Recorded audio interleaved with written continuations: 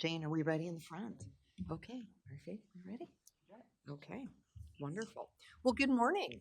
Today is Wednesday, June 18th, 2025, and we'd like to welcome everyone to the board meeting. We'll call this meeting to order at 9 a.m. The teleconference number is 1-971-254-3149, conference ID 866-914-607#. Audio capabilities are listen only and are offered on a best effort for the public. Our meeting is also live streamed, and you can join us online by going to our website. Before we get started, I'd like to remind everyone to mute their phone. You can do this by pressing *6. Please unmute your phone when your agenda item is ready to be discussed. For those joining via computer, please unmute your microphone and turn on your camera when your agenda item is called. All others must remain muted with their cameras turned off. Thank you. Public comment. Those intending to provide public comment to the board may attend in person or email submissions to the public comments email on our website. Public comments received by 12 p.m. on Tuesday will be distributed to the board, posted online before the meeting, and become part of the public record. You may also provide public comment virtually by registering ahead of time. To register, please email public comments by 12 p.m. on the Tuesday prior to the board meeting. Public comments can also be mailed to the Board of Commissioners Office, 201 Laurel Avenue, Tillamook, Oregon, 97141. For more information on public comment options, please visit the Board of Commissioners webpage. So do we have anyone signed up for public comment? We do. Wonderful, thank you. Okay, well, I would like to welcome everyone and invite you to sign the guest list if you're in the room with us and you've not yet done that. It's on the shelf back to the right, and we love having people in the room, so thank you for joining us. We will start with the Pledge of Allegiance. Commissioner Paul, would you lead us? I pledge allegiance to the flag of the United States of America and to the republic for which it stands, one nation, under God, indivisible, with liberty and justice for all. Okay, and I would like to welcome Commissioner Fournier, who's joining us online today. Nice to see you. Good morning, you as well. Okay, so we will begin with public comment. And I don't have the names of the folks in front of me, so Debbie, you want to help me with that?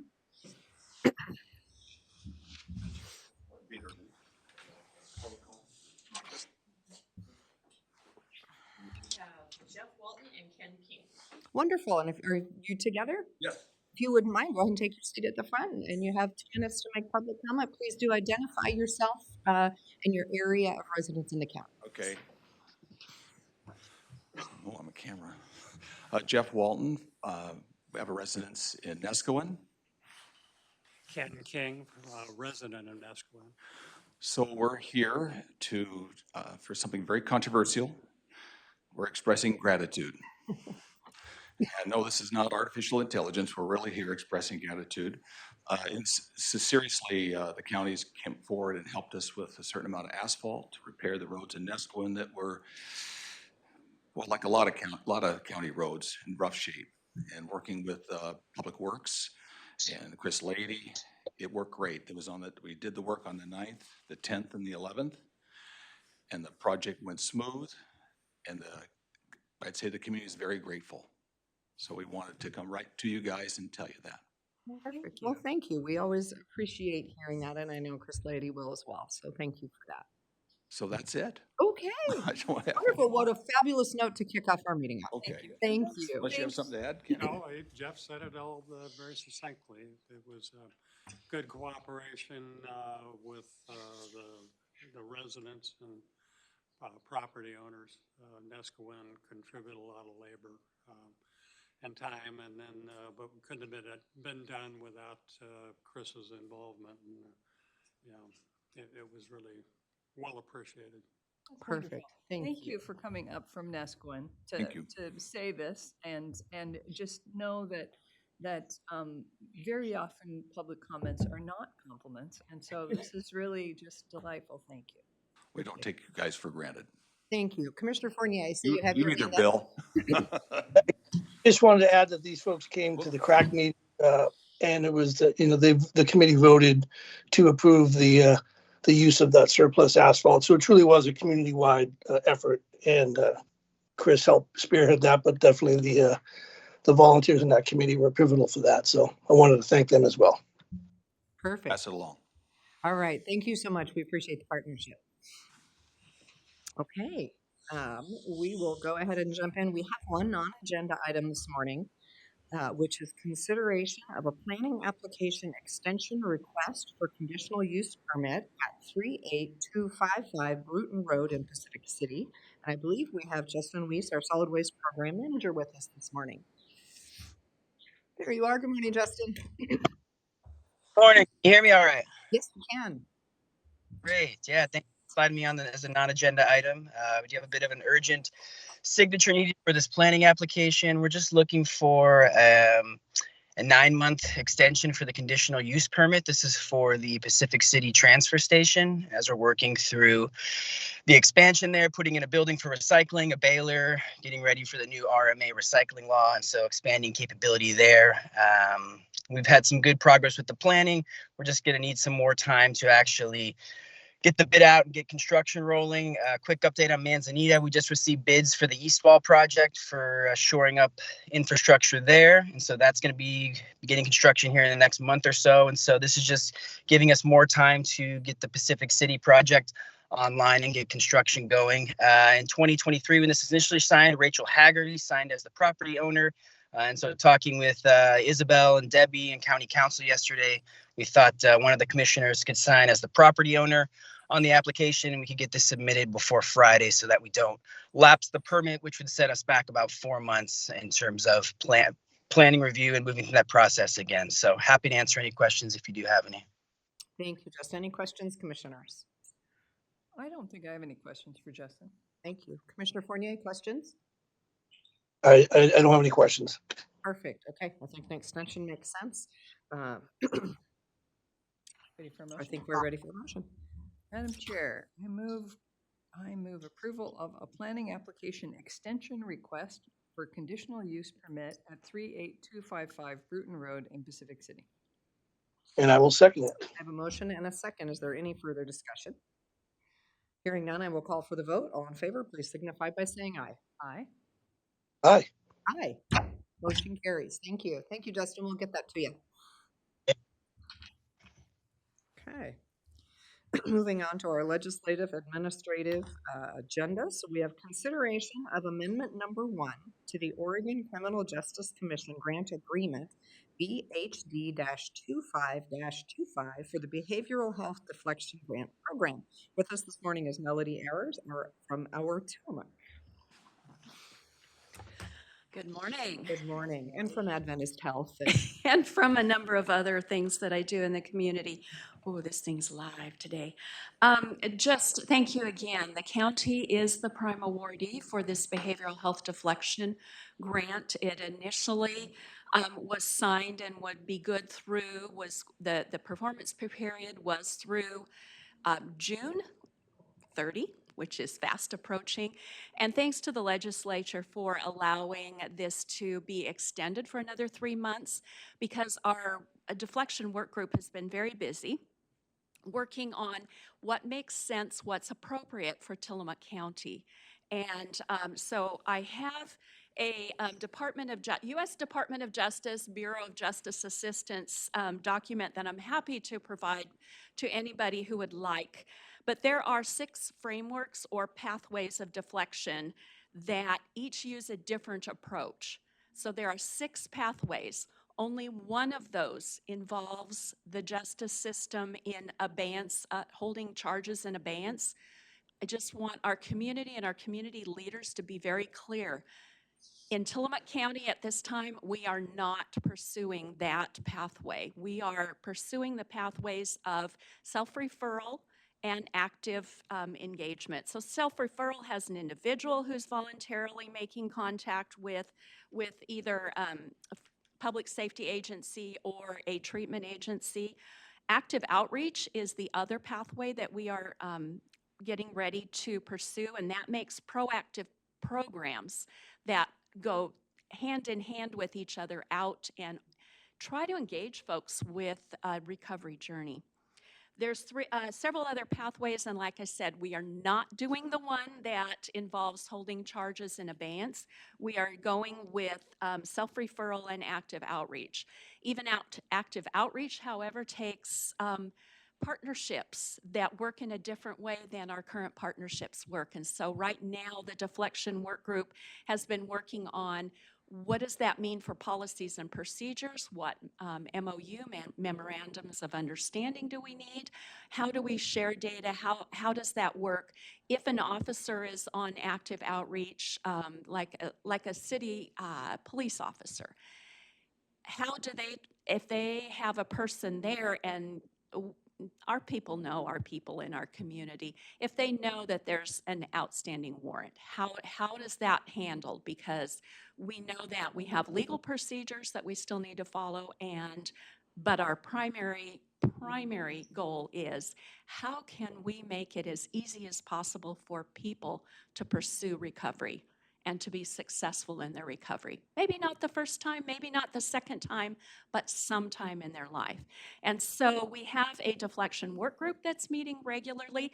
There is a report that is given regularly to the local Public Safety Coordinating Council, LPSC, and that includes our law enforcement and DA and other representatives. And so we're delighted to be able to use these funds for another 3 months and finalize some of the work that started. We are like this close to being able to operationalize these first two pathways and to be able to get things started here that help people. So that was probably more than you might have thought you were going to hear. So I'm delighted to support this 3-month extension, and I hope that you will approve it as well. Thank you, Melody. I appreciate that.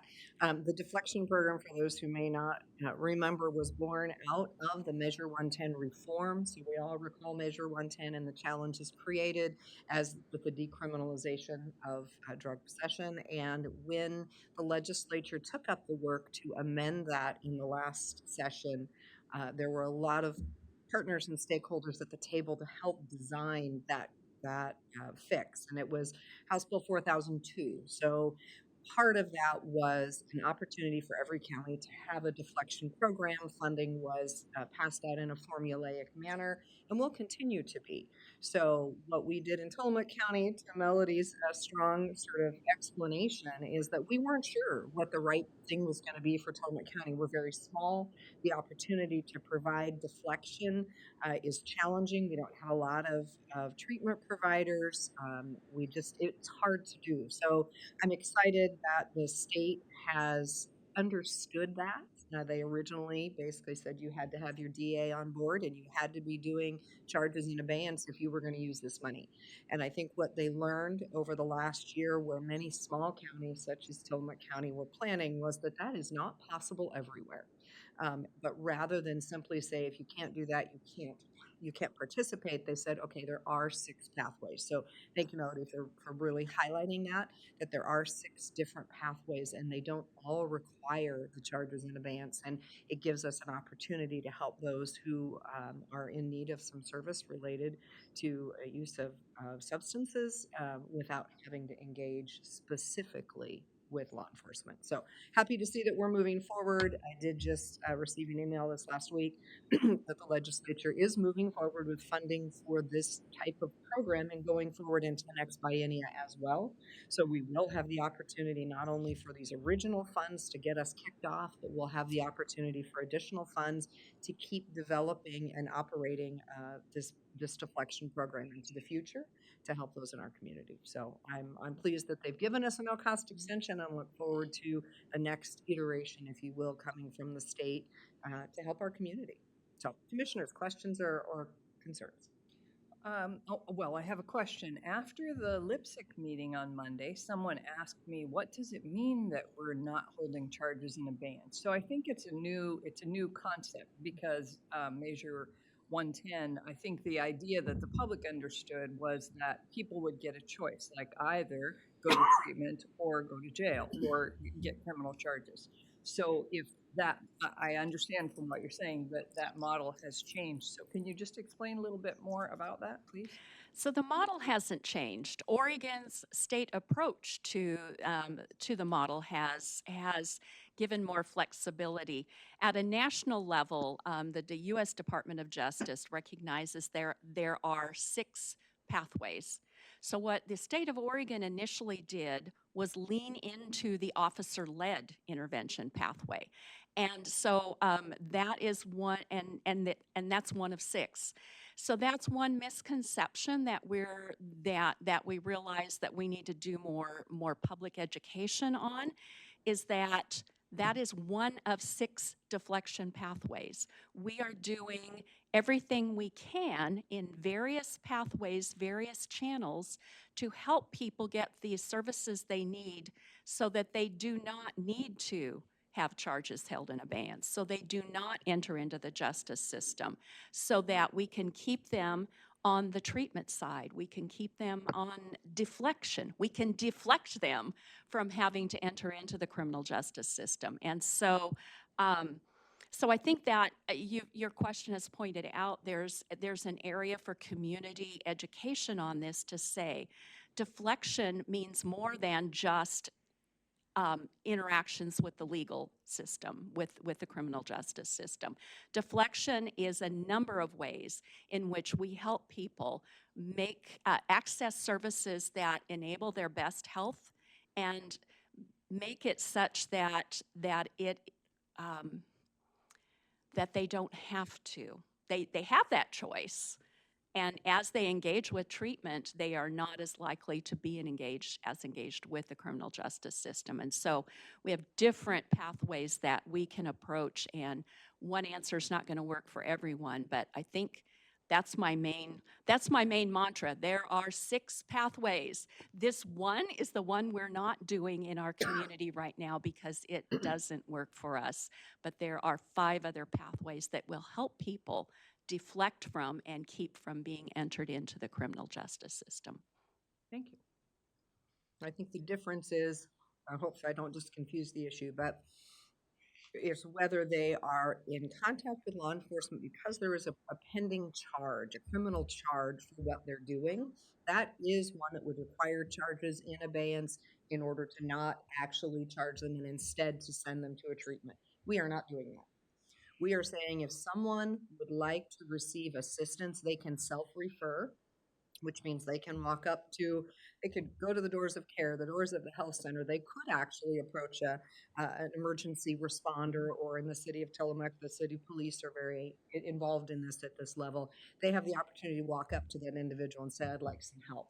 But it's not because they are in a criminal interaction right now with law enforcement. It's because they're choosing that.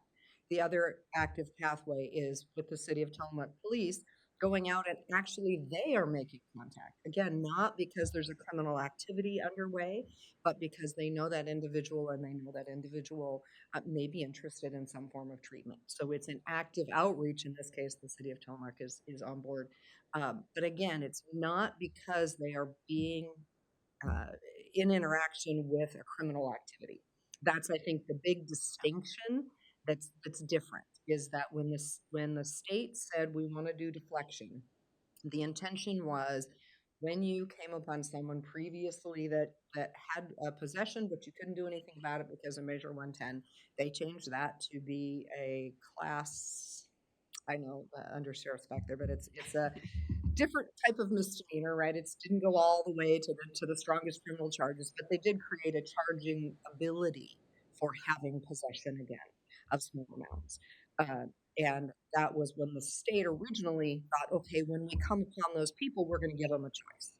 But that isn't how Tillamook County has chosen to do this. So when that happens, that charge is still there. They are working with that charge for what it can be. We're talking about voluntary entry into services. And to be clear, when public safety officers are going to be doing outreach, they're going to be doing it alongside of a peer support worker or some person that has that ability and that skill set to help with talking with folks and offering them the services that could help them recover. Perfect. Thank you. Commissioner Fournier, I see your hand is up. Please. Hi, I just wanted to, thank Melody and Bridget for their hard work on coordinating this grant and keeping this important work going. And just to muddy the water, but hopefully maybe actually clarify too. The one thing is, if there's folks on both sides of this issue, and to Commissioner Bell's point, although we are not taking that particular pathway, there is a diversion, not a deflection, but a diversion pathway that is already inherent in the criminal justice system. As a former narcotics detective, I can tell you this. So people need to understand that if you're a first time, you get caught with some drugs now, and it's your first time, there is going to be an ability for you to make corrective actions, get treatment, and the district attorney in most cases will treat it like just like they do with the Dewey. You have a diversionary program where you have an opportunity to get help, to have those charges dismissed, and even have your record exonerated after a certain period of time. So there's still a pathway. That the goal of that one pathway is there's still a way for you to not have that scarlet letter of a felony conviction for drug possession. So I'm not trying to confuse it, but there's still opportunity for that if someone gets caught up in the criminal justice system. We're just not using that pathway, but there's still an opportunity for those folks to get help and get that record expunged without going into further detail. I just want to make sure we clarify that there are all these opportunities are there. It does put more of an onus on the individual, which I think is important. My experience is that the person has to be ready for that change in their life, but they still have that option. And I just want to make sure that was clear. And again, thanks to Melody and Bridget and Isabel from our office, and you, Commissioner Scar, for taking over this kind of the board's position on it. So I appreciate all that. Yeah, that's a good point, Commissioner, because diversion is what we call it once someone is inside of the criminal justice system, once they cross that so-called bright line. And through other grant supports that we have, we're also working with specialty courts to offer contingency management and offer encouragement for folks who are meeting those goals and who are able to there's just incredible stories coming out of those courts in which folks are able to turn their lives around and able to meet goals. And so that diversion, more of a diversion within the criminal justice system, what the deflection pathways are trying to do is keep you from crossing that line. But you're right, once you're within that system, we still have options that folks can take advantage of.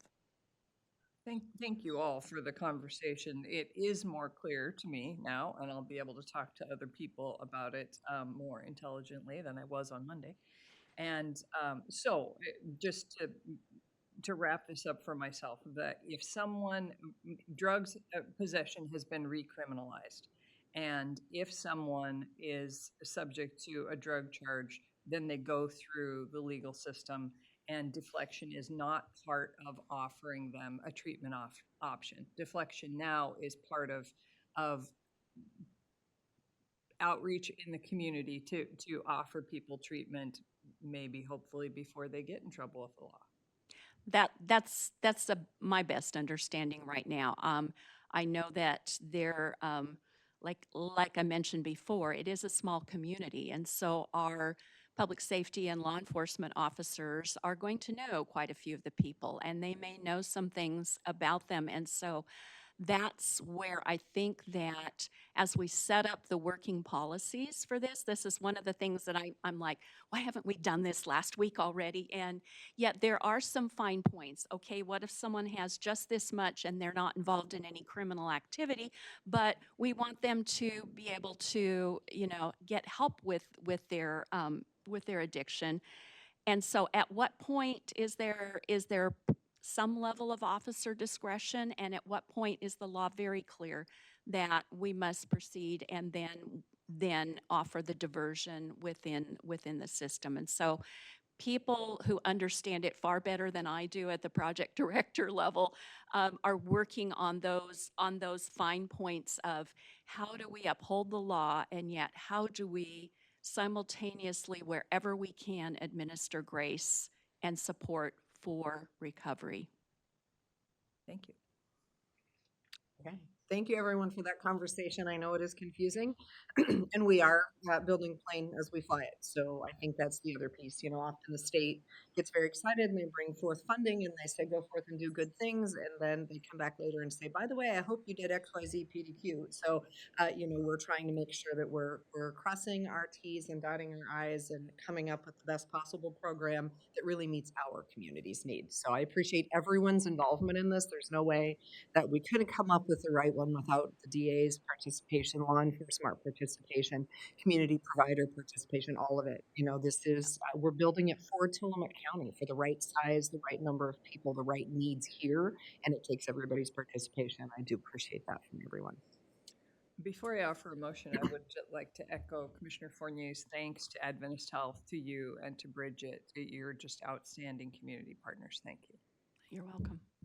Okay, I think we are ready for a motion. Madam Chair, I move approval of amendment number 1 to the Oregon Criminal Justice Commission Grant Agreement BHD-25-25 for the Behavioral Health Deflection Grant Program. And I will second that. Thank you. We have a motion and a second. Is there any further discussion? Hearing none, we'll call for the vote. All in favor, please signify by saying aye. Aye. Aye. Aye. Motion carries. Thank you, Melody. Okay, moving on to item number 6, consideration of insurance renewal options for Tillamook County. We have Cheryl Spellman, the owner of Hudson Insurance and Investment Services, with us this morning. Good morning, Cheryl. Good morning, Commissioners. Thank you for the opportunity this morning. I can't believe it's already been a year. Time Time flies. flies, it does. So I have a couple of items that I'd like to discuss with you this morning. We'll start with your renewal and then we'll go into some of the coverage options that I'd like to share with you. So last year I provided detailed information regarding the factors behind or what's affecting our industry and behind the rising costs of reinsurance. Those same factors this year, catastrophic property losses, extreme jury verdicts, obviously are still driving reinsurance costs. The good news is, though, that things seem to have stabilized slightly on the public entity side. So we're not seeing the double-digit 16 to 20% rate increases that we've seen in recent years. In addition to that, CIS does continue to be the most viable market for the county. They currently have 98% of Oregon cities and 81% of Oregon counties enrolled in their program. So despite the economic hardships that everyone is facing, they have maintained a good financial base, a strong economic position. They partner with 20 A-rated reinsurance carriers, and their main focus with that is to maintain long-term, strong relationships so that they can, hopefully by doing so, offset some of those rate increases, at least a portion of it, and minimize coverage changes or coverage limitations. So as a result of that effort, at their annual conference this year, CIS anticipated about a 5% rate increase, which again is much better than what we've seen in the past. Any type of changes in exposures will affect that, and so the underwriter at first glance thought that Tillamook County would be somewhere in the 6 to 10% range this year.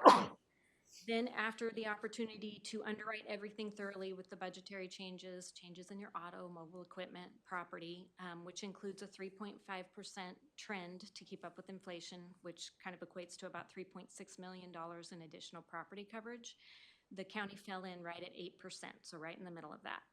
This translates to a final premium of $832,273.41, which is an approximate increase after all of the midterm changes are included of $65,000 over last year. As far as deductibles are concerned, I've looked at every available option as I do every year, and it does appear that your current per occurrence deductible plan is still the best option for the county. Over the course of the last 4 years that you've had that, you've had 65 auto liability and general liability claims. Of those, only 16 have paid anything out, and of those, only 3 have reached that full deductible. So you've had a good experience on that per occurrence deductible plan. In fact, if all of the current open claims were to pay out, you would still stand to have saved $310,000 in premium over the last 4 years. If those claims close out without pay, which there's a high likelihood that most of them will, you'd be in the range of about $370,000 in savings by being on this deductible plan. So it has been a good option for the county. So that really leaves on the renewal side of things, the only question that remains is whether or not you're interested in increasing from your $25,000 deductible to the next available limit, which is a $50,000 deductible. So the benefits of doing that obviously are right off the top. You'd save $59,000 on your premium this year. And then you do the historical data does show that you would save money over the long term as you have on the $25,000 plan. The concern for me is that one claim being paid out with a full deductible obviously eliminates that entire savings for the year. And then also the fact that the county needs to know that the funds are there to offset any potential deductibles, because even though you've had good experience, there's no way to know what the future holds. So my recommendation to you this year is that you had 2 years on the $5,000 deductible, a year on the 10, now a year on the $25,000. I would suggest that you stay on the $25,000 deductible plan again for at least one more year. Just get that experience under your belt, see what it looks like. And then maybe if you're serious about thinking of jumping to that next level, because it is a big jump there, we could talk about, make sure that, you know, somebody's looking at whether or not the funds are there in the background to pay those deductibles. So with that, I'll turn it back to you. Okay, thank you, Cheryl. Questions, commissioners? I appreciate you, Cheryl, your work and your partnership, long-standing partnership with the county. Thank you. It's a comfort to me to have you come in every year and have done your homework so thoroughly and provide us with great information. Microphone's not on there, right? I just noticed that. That's because I was sneezing. Oh. I appreciate your recommendation to stay with the 25,000. I think it's balanced. It's a good idea because, as you said, we can't guarantee that we wouldn't have big payouts if we jumped to the 50,000 deductible. And from my perspective, which is somewhat conservative, it feels like it would be tempting fate. So I support your suggestion to stay with the 25. Thank you. Commissioner Fournier, questions, comments? Good morning, Cheryl. Thank you for this. I looked at the document you provided, which was great, and I was thinking, oh, maybe we should do the jump. As a person who owns way too many vehicles and other things, I pay a lot of insurance, so I do keep an eye on this. I think I would concur with your assessment. At least stick to it for one more year just to see how the trending continues for that. So I would concur with your assessment. Thank you. Thank you, Commissioner. Treasurer Blanchard, do you have any comment you want to add to this as our financial guru? I do not, Commissioner. I know I met with Cheryl, camera's being funny, earlier this month. We have budgeted 850,000. So we do have a little wiggle room if something does come up, but 264,000 of that does be returned from special revenue funds to the general fund over the year. And she and I discussed the 25 versus 50, and I concur with her sticking with the 25,000 for one more year. Thank you. Appreciate that. Okay, and I would agree. I think I tend to be risk adverse, and I think this is a way to just kind of make sure we don't put ourselves out on a limb right now at a time when we're really working through budgetary concerns and constraints. It's not the time to take that risk. So, All right. okay, I think we are ready for a motion. Madam Chair, I move approval of insurance renewal options for Tillamook County. So is that, do we need a, as presented or something to indicate that we are staying with the same deductible bill? $25,000 deductible. Could I ask one quick question? You bet. The options that I have to talk to you about do affect the premium? Do you want to make a motion first and then talk about this separately, or how do you? So you have additional options for us Yes, other than the deductible? not on the renewal, but additional coverage limits that I had discussed with staff over the course of the year, and it was agreed that the board should make the final decision on it. So it's a minor amount of premium, but it does affect the premium. So I didn't know how you wanted to handle. Okay. I will withdraw my motion, and why don't we hear Perfect. your additional information? Okay, so as I mentioned, we had been discussing the topic of crime and cyber limits with the staff over the course of the year, and I know that the county doesn't need a reminder that public entities are a target for both internal and external. In fact, just a little bit of detail, in 2023, there were 226 reported embezzlement incidents in Oregon, both public and private, and those are just the ones that were reported. the FBI's Crime Center indicated that in 2023 in Oregon alone, there were 6,724 cybercrime incidents, resulting in $136 million in losses. So I know that's just a little bit of background information. Those numbers, unfortunately, are not decreasing, but I bring it up because the suggestion that I'm making to you is that you consider increasing both your crime limit and your cyber liability limit. Right now, the county carries a $250,000 crime limit. That covers everything from employment theft, embezzlement, forgery, fraudulent EFT transfers, computer fraud, and some cyber-related crimes. It's things like investigative costs, legal fees, reimbursement for the actual stolen funds. So you can jump from a $250,000 limit on that to a $1 million limit for about $1,600 a year, $1,609 to be exact. And then on the cyber side, new this year, CIS is offering an additional $1 million limit over and above what they've had available in the past. And it's very reasonable. Right now, you carry a $1.1 million limit. You can jump to a $2.1 million. The 100,000 is just an embedded layer. That's why it's an odd number like that, for an additional $1,900 a year.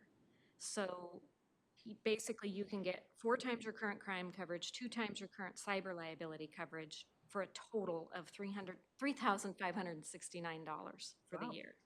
So when you look at your overall cyber premium right now, you pay over $15,000 for it, and you're looking at paying $17,000 and you get twice the coverage. So you don't have to do both. You can do one or the other. But I would recommend that based on the digital landscape that we live in right now, you consider doing both. Thank you. Commissioners, questions, comments? Well, rarely does insurance seem like a deal. So I think we should definitely take No. advantage of those opportunities. Thank you. Commissioner Fournier? I would, just based on to what you stated earlier about being in a precarious financial situation, I think at this point, having a little bit of extra coverage is not a bad idea. Thank you. And Cheryl, I know we work, or Jeff and his team worked very hard to get us cyber insurance ready. So I assume that we have passed all of that and jumped through the hoops, and that the $1 million we were able to get, and the work that we've done is what supports us being able to get the additional $1 million as well. Yes, absolutely. And I've talked to Jeff about this, and he was very excited and wanted to bring it to you himself. So I had mentioned that I was bringing it here, so Okay. I know he's on board. Perfect. And I think just a reminder, I know that it was just before I got here that we had our cyber attack, which was at that point a ransomware attack. And now I think what we've learned is that the attacks that are taking place today are not ransomware. They're not a simple pay me, $300,000 or $500,000. They're actually siphoning off of data out of systems. And that when that data gets siphoned off, we then become responsible to pay the individuals whose data gets exposed. And that's where that $1 million originally sort of came into our conversation was, it's the best we could do to try to make sure we would be able to offer credit monitoring, et cetera, for folks who might have their data stolen out of our portals. And so obviously another $1 million just gives us that much more protection for how we can basically pay the debts that would come to us should they manage to pull that data out of our system. So horrible world that we're living in cyber-wise. But it seems like it makes sense to certainly double that one, and for a small amount to add to the crime coverage makes sense as well. Okay, commissioners, I think we are in agreement. I would look for a motion at this point, and that motion would be twofold. It would be to increase our crime and cyber coverage as presented, as well as to maintain our $25,000 deductible. So moved. Bill, did that get it? Okay, perfect. Do I have a second? And seconded. We have a motion and a second. Is there any further discussion? Hearing none, I will call for the vote. All in favor, please signify by saying aye. Aye. Aye. Motion carries. Thank you, Cheryl. Appreciate it. Thanks, Cheryl. Okay, we will move on to item number 7, consideration of Oregon State Marine Board Intergovernmental Agreement number 250-2527 Tillamook-000 for recreational boating enforcement funding. Matt Kelly, our undersheriff. Good morning. Good morning, Commissioners. Before you today is the intergovernmental agreement between the state of Oregon / Oregon State Marine Board and Tillamook County. This agreement has been in existence for a long, long time. It allows us to provide Marine deputies for the county. And what that Marine deputy does is essentially enforces laws and rules regarding boating in our county.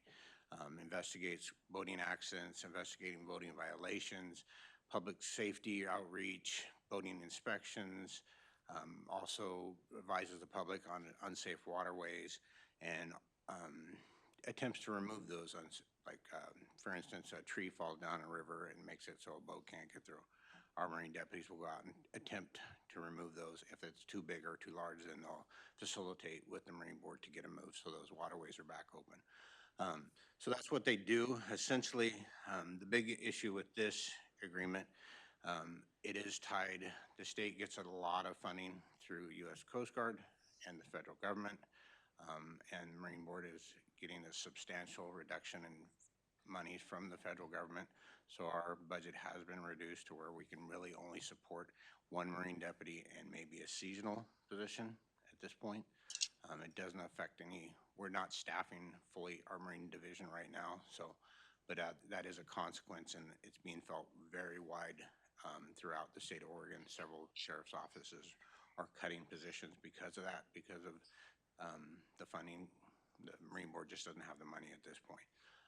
They're working on getting in compliance for the federal government, but I don't know. That's a bigger lift than I think even the Marine Board can do because of state policies. So that's all I have unless you have any questions.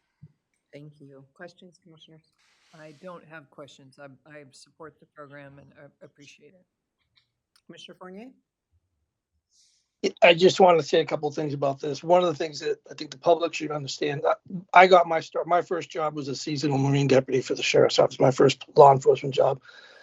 And it has that program, especially the seasonal, was a way of getting and recruiting people that I put in 22 years. So you have these long-term, and I think part of the problem here is people don't realize it's too much work for one deputy. I mean, I'm glad we still have the one deputy, and hopefully we can still get a seasonal, but this is a big hit.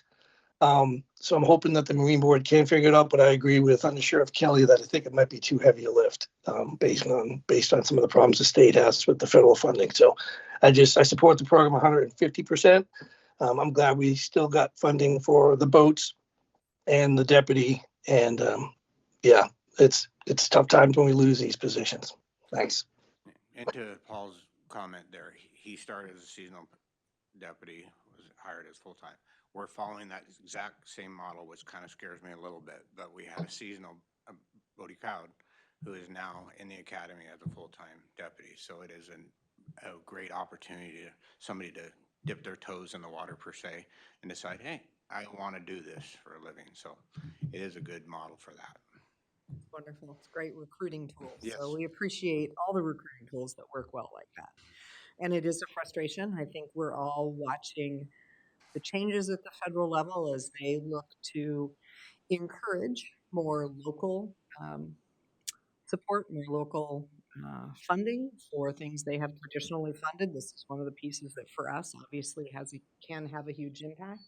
And I agree that while we'll keep our fingers crossed that more money may come from the federal government, I don't see that as happening based on just what I'm seeing in other arenas of services that have previously been a partnership between the federal and state governments, and the federal government really is pushing more down toward the state.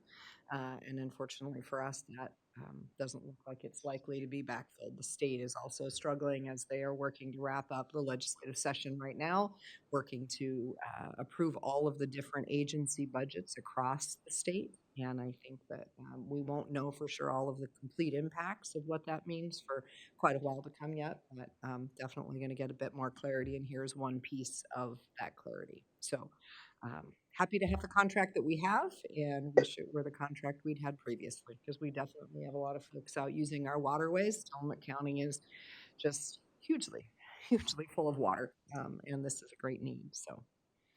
All right, I think at this point, we'll take what we can get. So we would take a motion. Madam Chair, I move approval of Oregon State Marine Board Intergovernmental Agreement Number 250-2527, Tillamook-000 for recreational boating enforcement funding. And I will second that. We have a motion and a second. Any further discussion? Hearing none, I will call for the vote. All in favor, please signify by saying aye. Aye. Aye. Aye. Motion carries. Thank you, Undersheriff. Appreciate it. Commissioners. Okay, moving on to item number 8, which is consideration of an Oregon Health Authority 2025-2027 intergovernmental agreement number 185828-0 for the financing of public health services. Marlene Putman is unable to be with us this morning due to training that's occurring in their offices, so she asked if I would carry this. So this is item 8. So this is our first agreement of the new biennial for our public health, and it runs July 1, 2025 through June 30, 2027. There are a variety of programs within public health that this funding will provide for, and we will, of course, continue to see amendments throughout the year, but this is the base agreement that will get us started. Questions or comments, Commissioners? No, it's pretty standard procedure. Wonderful. I would look for a motion. And Oh, you were shaking your head. I'm sorry, Commissioner. I thought you were Oh. saying go forward and do good things. I can barely see you. So, There we are. Okay. All right, Madam Chair, I move approval of Oregon Health Authority 2025 to 2027 intergovernmental agreement number 185828-0 for the financing of public health services. and I will second that. We have a motion and a second. Is there any further discussion? Hearing none, we'll call for the vote. All in favor, please signify by saying aye. Aye. Aye. Aye. Motion carries. Thank you. Item number 9, consideration of interagency agreement number 25/26-003 with Community Action Team Child and Family Development Programs. Again, Marlene is unable to be with us, so I will carry this one. Item number 9 is consideration of agreement with Community Action Teams Child and Family Development Programs. This is an annual renewal of an interagency agreement with the Health Department and CAT to provide access to medical and dental health services for the children of Head Start and OPK prenatal to 3 programs. So this is an agreement that has been in place, I think, for many years, and it's just a great way to make a connection for those children in Head Start to have easy access to medical exams as needed. Questions or concerns? I think it sounds great. I think you just said the OPK, and I wondered what that is. I knew you were going to say that. I'm going to try Oregon Pre-Kindergarten. Okay, I great. believe is OPK. That So makes it's sense. the Oregon Pre-Kindergarten program. That sounds great. Commissioner I have Fournier, nothing. questions? Nothing. Okay, and I will just, not that there's any conflict of interest here, but I will put out on the table that I am the chair of the board for Community Action Team in my role as a county commissioner. So I don't think there's any official, I don't think that this gives any pecuniary benefit to you. And I think there's an exception to all of that for a nonprofit anyway. thank you. Just want to make sure we're clear that if there's a contract and I happen to be the chair of the board, it's not coming because I'm the chair of the board. So clarity, perfect. Thank you. I think we are ready for a motion. Madam Chair, I move approval of interagency agreement number 25/26-003 with the Community Action Team Child and Family Development Programs. And I will second that. We have a motion and a second. Is there any further discussion? Hearing none, I will call for the vote. All in favor, please signify by saying aye. Aye. Aye. Aye. Motion carries. Thank you. Okay, moving on to item number 10, consideration of an order in the matter of the reappointment of a member to the Tillamook County Parks and Recreation Advisory Committee. We have Dan Kais, Park Director, with us today. Good morning, Dan. Morning, Commissioners. Thank you for your time this morning. As always, very much appreciated. I'm here to briefly talk about the Park Advisory Committee and the reappointment of Barbara Trout to that committee. Her term expires on June 30th, so it's just a short matter of time. What I do know about Barbara, and I haven't really known her very long, she's deeply committed. She's got a wonderful heart, and she really cares about parks, and we rely a lot on her recommendations and opinions.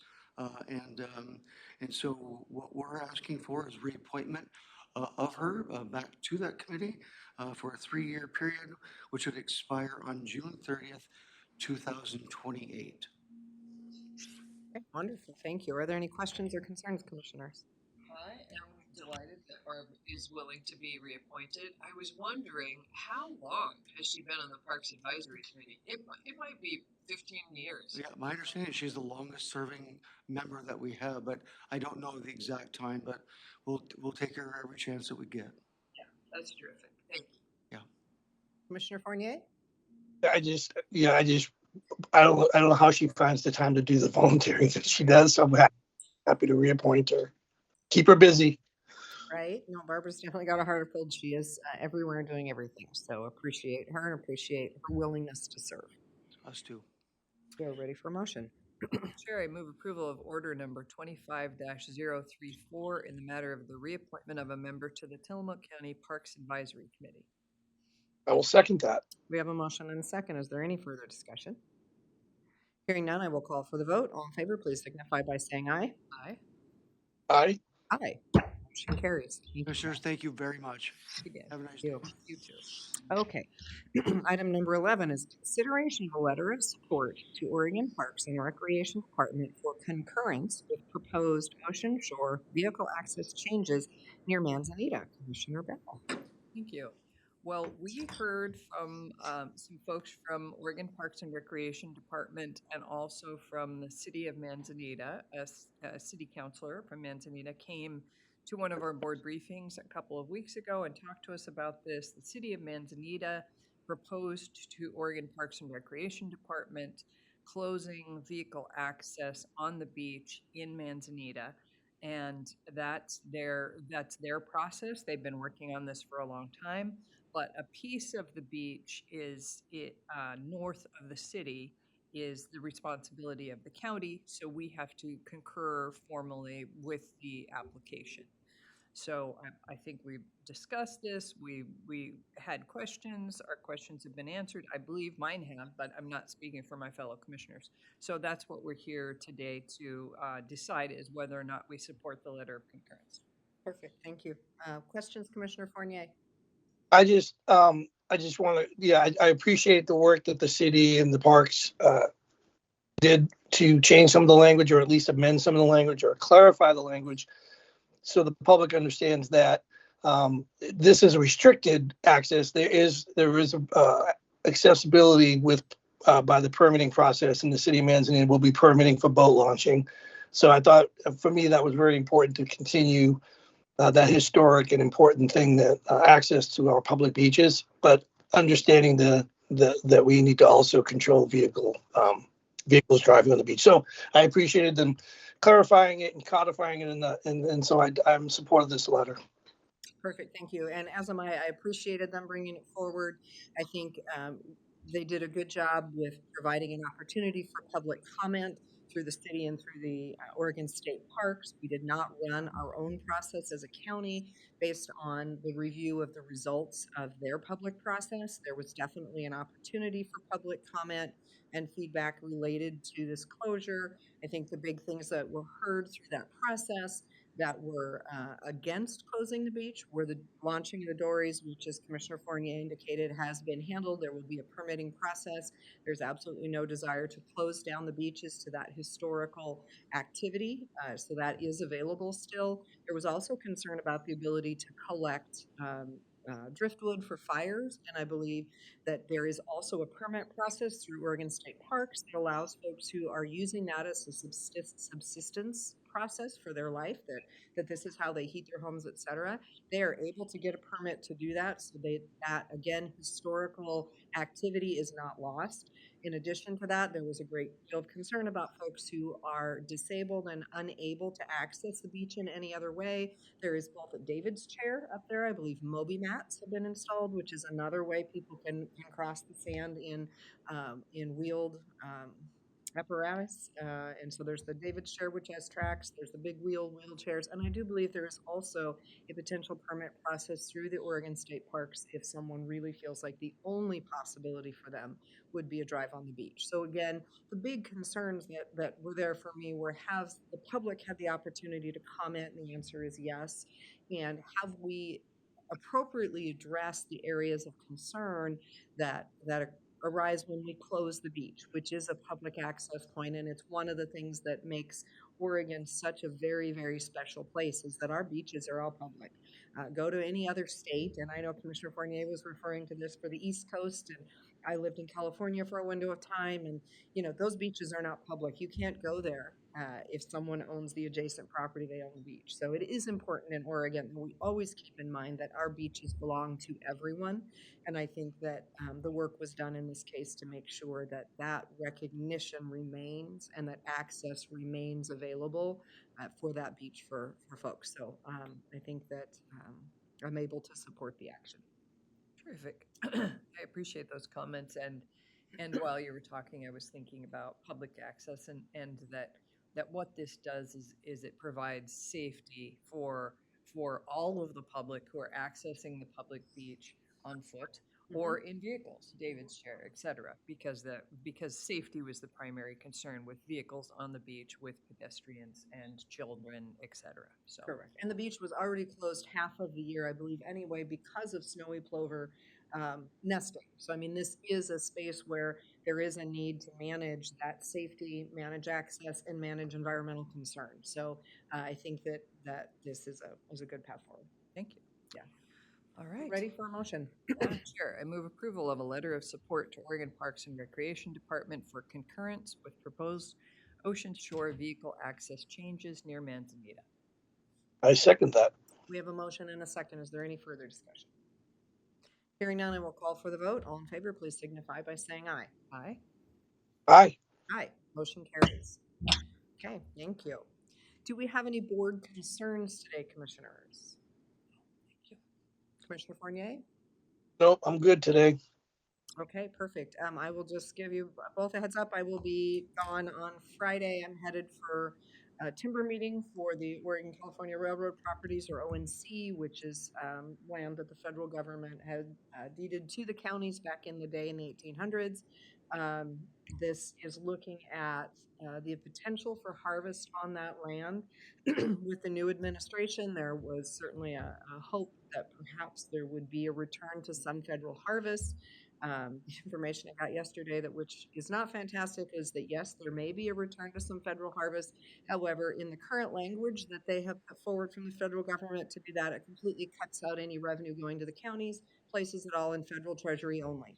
So we will be having this meeting on rights. There is an ONC agreement that has been standing since literally the 1800s that designates that property as county property and designates those revenues as county revenues. And it appears that the current administration, perhaps simply in their haste to get harvest happening, may have stepped over that little piece of the puzzle. So we will be talking about that on Friday, as well as sending strong messaging through the lobbyists, because one of the things that we have in relation to being an ONC county is that we do participate in the association for all of the counties that have ONC lands, and we do have a lobbyist at the federal level who we will be sending back to Washington, D.C. with strong messages related to, don't forget the counties, that in fact this is a partnership between the federal government and counties that has existed for nigh on 200 years and should be honored. So we'll be talking about that on Friday. I hope to bring back maybe some good information, but as we continue to look at the federal government, excuse me, and some of the decisions that are being made, I think as counties we continue to just see impacts coming our direction, and this could be another one of them where we begin to celebrate that we might be able to cut timber, only to find out that it's not coming to us anyway. So more to be shared in the future, but I will not be in the office on Friday. I will be in Eugene for that meeting. And I think so. Thanks for that bummer. I know, right? So Commissioner Fournier, how did the FTLAC meeting with the Board of Forestry go? Can you give any insight on that? I haven't had a chance to check in with Brandon yet. Yeah, sure. I did not represent the county as well as you would have because of the knowledge base, but I felt like we were able to, as a Forest Trust county, we were able to express our concerns about increasing our harvest and having they had the 4 scenarios for future harvest up for the next 150 years. And the amazing thing is, Commissioner, is I think the feeling in the room was at the end of it that we, both the Department of Forestry the Board of Forestry, ODF and the counties were kind of in agreement on a path. And I thought that the meeting was thoughtful. I thought the conversation was very polite. I did find something interesting I was going to share with you, and I guess I can share with you now, is there was a Board of Forestry commissioner that made a point of specifically saying that they voted for the habitat conservation plan mainly because they had guarantees from the governor that the governor would make up any lost revenues that would happen. And of course, our side of the table had extreme body language and smiles, and the moderator had to make a comment, and that board member did not know and did not realize that we have not received any compensation revenue for any of the lost timber. So it was definitely a learning experience, I think, for both sides. That was fascinating for me. I was glad to be there. Tillamook County, as you know, is the largest of the forest trusts. We have 250,000 acres. I think second is maybe Clatsop with 100,000. You can correct me if I'm wrong, but we have a major place at that table. It's very important. The public should know that when you're there, and if I'm there as a voting member, we are fighting to work within the constraints of the Habitat Conservation Plan to get the best permanent value, the greatest permanent value from that property, from that land. And it was interesting because, as you know, recreation is now part of the conversation, part of our reimagining of what timberland is. And the Board of Forestry was appreciative of that. And I think that we have to move forward if the HCP is going to stick, but we can recreate on it. Can we make some revenue from that? Is there a possibility there? So we have to, I think, reimagine, relook, rethink that. But I think there's a willingness on both sides for that, where we still keep our timber industry vital and we fight for it and we maintain it.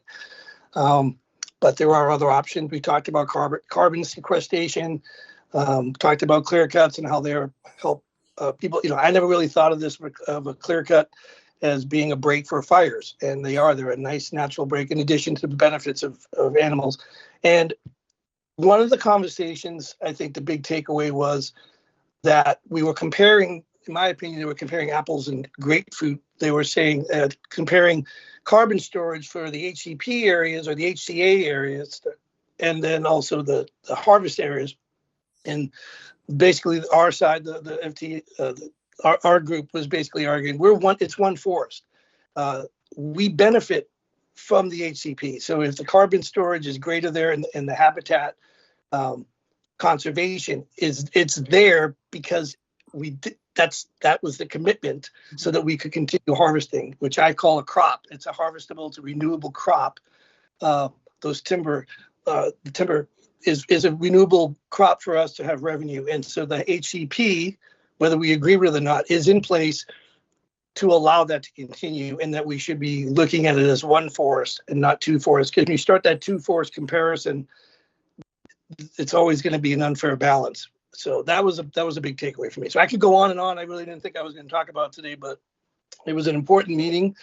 It was good to see Kate Skinner there in her role.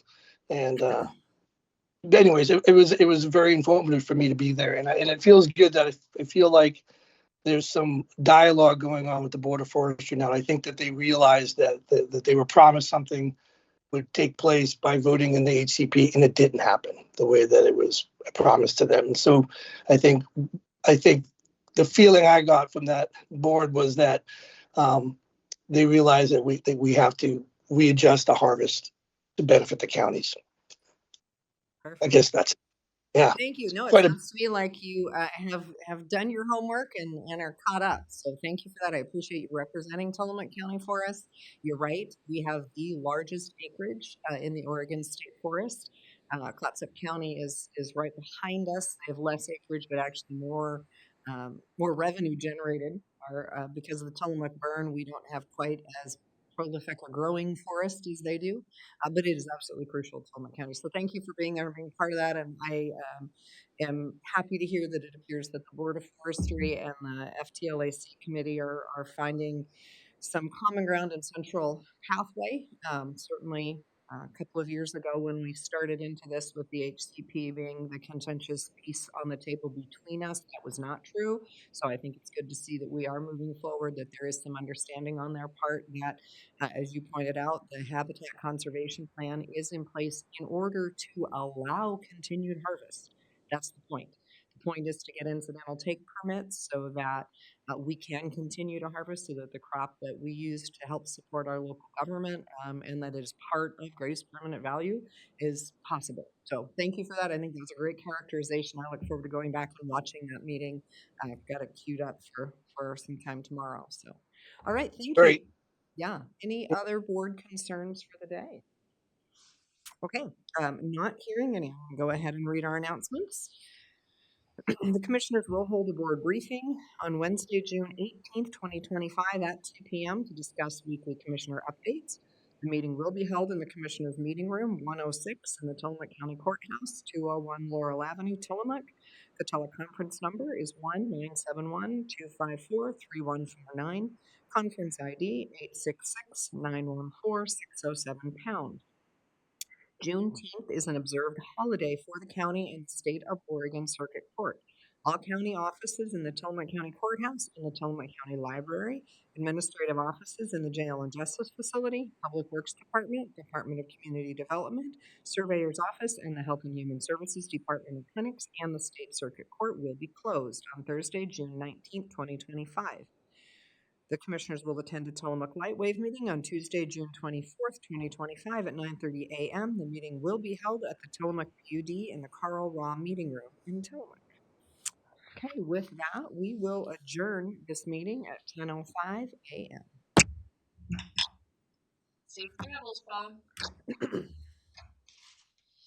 Okay.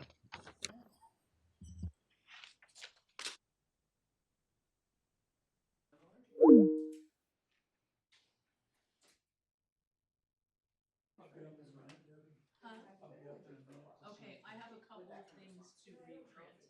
Okay, from here? Yes, because I didn't realize that Paul was. Okay, so should I maybe come back later? No, it'll just take a few minutes. Yeah. I hate to make you do that.